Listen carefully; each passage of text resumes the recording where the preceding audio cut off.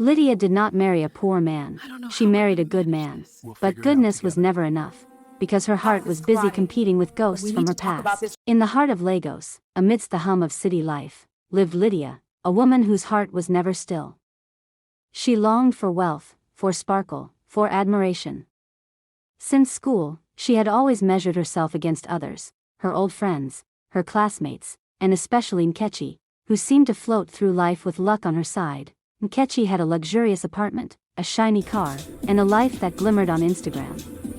Every time Lydia saw her pictures or heard about her achievements, a fire of envy would burn within her. Lydia married Daniel, a humble and hardworking man.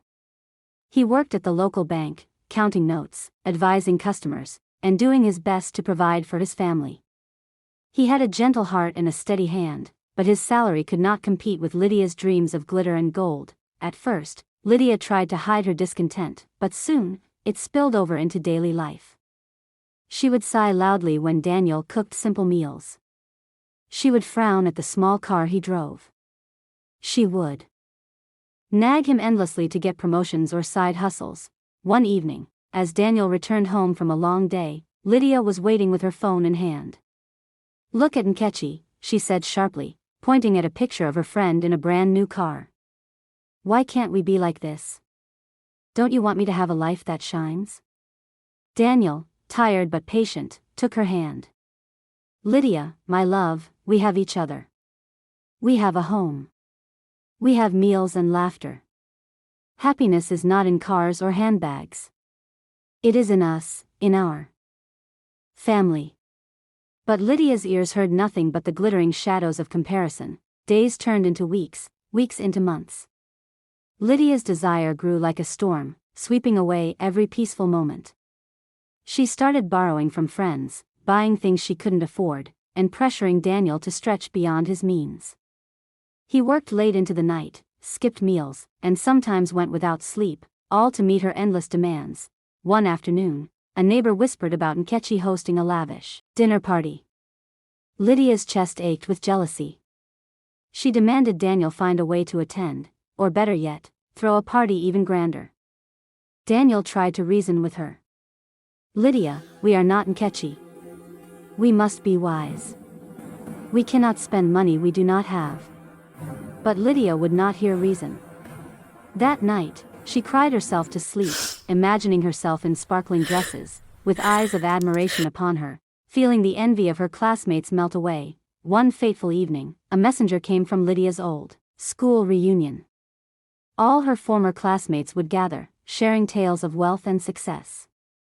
Lydia prepared herself for the event, dressing in borrowed clothes and wearing jewelry she had pawned for the occasion. As she arrived, she saw Nkechi in her usual grandeur. Lydia's chest tightened with envy. She felt invisible, insignificant, and small. Tears rolled down her cheeks as she realized how much she had lost chasing shadows. Returning home that night, Lydia found Daniel sitting quietly, holding a small clay cup of steaming tea. He looked tired, older than his years. "I have done everything I could for you," he said softly. "But I see now that your happiness has been in the hands of others, not in ours." Lydia fell to her knees, tears pouring freely. "I am sorry," she whispered. "I have been blind. So hard sometimes. I chased shadows and forgot the life I already had.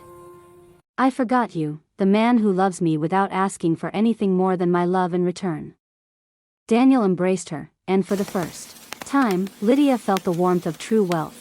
Not gold, not jewelry, not fame, but love, forgiveness, and gratitude. She realized that chasing the lives of others had only left her heart empty. The truest joy came from appreciating what she had, loving deeply, and finding contentment in simple blessings. From that day, Lydia changed. She learned to smile at the simple gifts of life: a warm meal, Daniel's laughter, children playing in the yard, and the gentle rhythm of their small home. She no longer measured herself by others' shadows. Instead, she built a life rooted in love, respect, and gratitude. Moral lesson: in life, chasing the shadows of others brings only emptiness. True happiness is found in love, gratitude, and cherishing what you already have. Material wealth may shine, but a heart full of contentment shines brighter. Please like, share and subscribe for more interesting stories.